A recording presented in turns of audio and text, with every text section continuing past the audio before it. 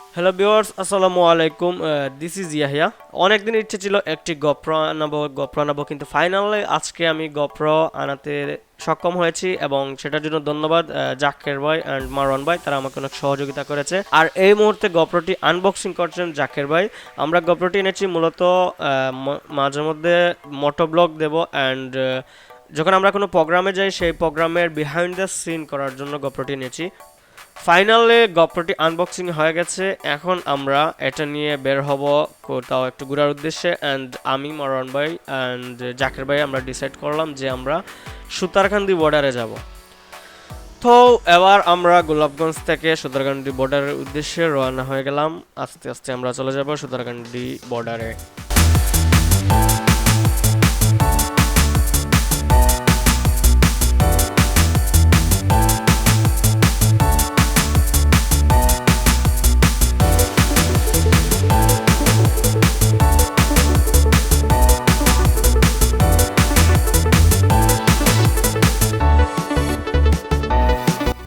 সুতারকান্দি বর্ডারটি হচ্ছে বাংলাদেশ এবং ভারতের মধ্যে স্থল বর্ডার, যেটা দিয়ে প্রতিদিন কয়েক কোটি টাকার মাল বাংলাদেশে আমদানি করা হয়, যেটার মধ্যে হচ্ছে পাথর আর কয়লা সর্ববৃহৎ।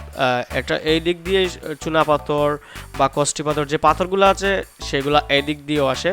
সো আপনি যদি গোলাপগঞ্জ থেকে বা আপনি সিলেট থেকে যেতে হলে প্রথমে আপনাকে চারখাই যেতে হবে, চারখাই থেকে দুবাগ বাজার যেতে হবে, দুবাগ বাজার যাওয়ার পর সুপ্রিম কমিউনিটি সেন্টারের সামন দিয়ে আপনাকে প্রায় 2.5 থেকে 3 কিলোমিটার ভিতরে যেতে হবে।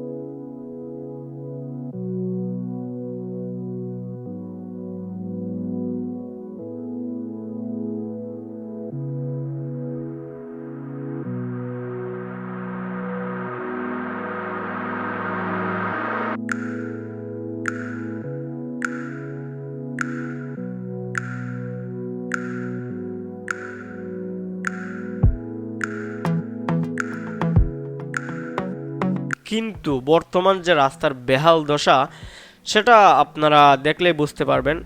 এই ভিডিওটা দেখে হয়তো আপনি ভাবছেন যে প্রচুর কুয়াশা আছে, কিন্তু আসলে না, এটা কোনো কুয়াশা না, এটা হচ্ছে ধুলা, শুধু ধুলা আর ধুলা। আমরা গিয়েছিলাম একরকম, আর মনে করেন জায়গা পর্যন্ত পৌঁছাতে আমরা পুরোপুরি সাদা হয়ে গেছি, এত পরিমাণ ধুলো ছিল। তারপরেও কী করা যায়, আমরা যখন বের হয়ে গেছি তাহলে আমাদেরকে অবশ্যই যেতেই হবে সেই জায়গায়।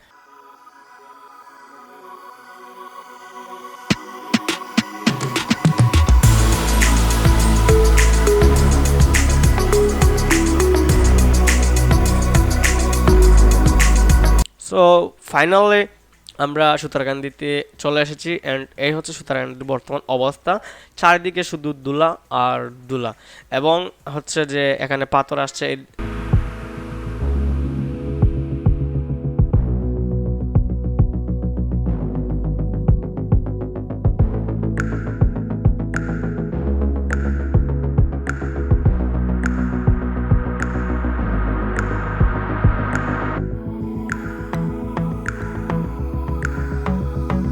আপনারা ভিডিওতে দেখতে পাচ্ছেন যে ইন্ডিয়া থেকে প্রতিনিয়ত গাড়ি আসছে, আবার বাংলাদেশ থেকে বের হচ্ছে। ইন্ডিয়ার গাড়িগুলো অহরহ আসতেছে।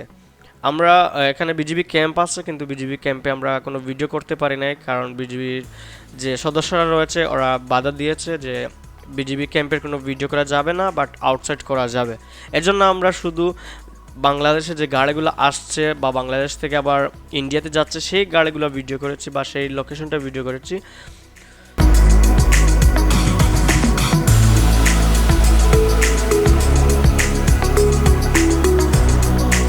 সো এই পর্যন্ত ছিল আজকের আমাদের এই ভিডিওটি। যদি আমাদের ভিডিও ভালো লাগে তাহলে আমাদের পেজটি অবশ্যই আপনি ফলো করে রাখুন। ইয়াহিয়া আহমেদ পেজে প্রতিনিয়ত আপনার নতুন কোনো ভিডিও পাবেন, হয় ওয়েডিং বিহাইন্ড দ্য সিন পাবেন, আর না হয় এরকম কোনো একটা ব্লগ পাবেন। ধন্যবাদ সাথে থাকার জন্য। আল্লাহ হাফিজ, আসসালামু আলাইকুম।